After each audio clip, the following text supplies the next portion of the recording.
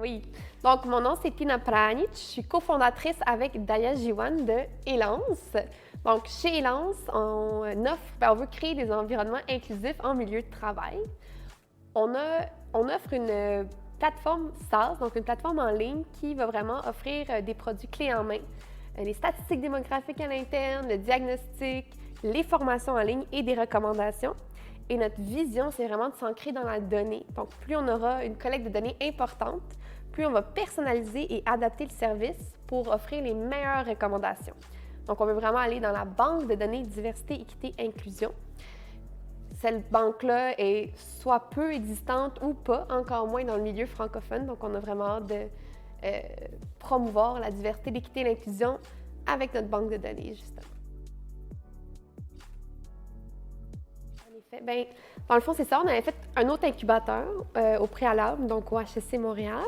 Puis là, on a fait le Datapreneur et on l'a vraiment choisi pour la centralisation, le focus sur la tech. Donc, nous, on est deux personnes qui ont gradué en sociologie. Moi, je suis graduée en gender studies. Donc, évidemment, notre background tech n'était pas encore là, mais on voulait travailler sur notre esprit entrepreneurial en se positionnant en technologie. Nous allons vers le développement d'un AI aussi, donc on a vraiment choisi spécifiquement pour ça. On a été très contente de ce qu'on a reçu comme accompagnement. C'était toujours relié sur la tech quand on en avait besoin. On a eu un mentor extraordinaire qui nous accompagne d'ailleurs encore aujourd'hui, donc Martin Beaupré. Donc, on est vraiment contente de ce maillage auquel on a eu droit. Et on s'est vraiment rendu jusqu'à la fin du parcours. Donc, on a pu passer du début vers la fin, où est-ce qu'on a beaucoup plus travaillé sur la commercialisation de notre plateforme. Conseil à n'importe qui aimerait se lancer, c'est juste de se lancer parce que tu sais jamais si ça va marcher. On a pivoté là, au début, c'était pas du tout de la tech. On a fait une évaluation de marché. Clairement, il fallait aller en tech. Puis là, la tech, même si on s'y connaissait pas tant, ça a tellement ouvert de portes finalement. Notre produit est tellement amélioré grâce à ce nouveau choix, à ce pivot. Donc, c'est vraiment pas ce qui va arriver.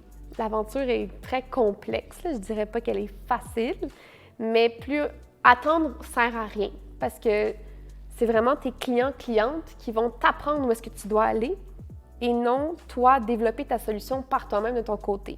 Ça, c'est juste c'est toutes des hypothèses, tu vas être biaisé. Donc, tu fais quelque chose de simple, de petit, ce qu'on appelle un MVP, donc Minimal Viable Product. Tu testes et t'améliores selon tes clients-clientes, pas selon toi-même. Donc, attends pas parce qu'il n'y a comme jamais vraiment un bon moment là, pour se lancer, sauf quand tu as envie.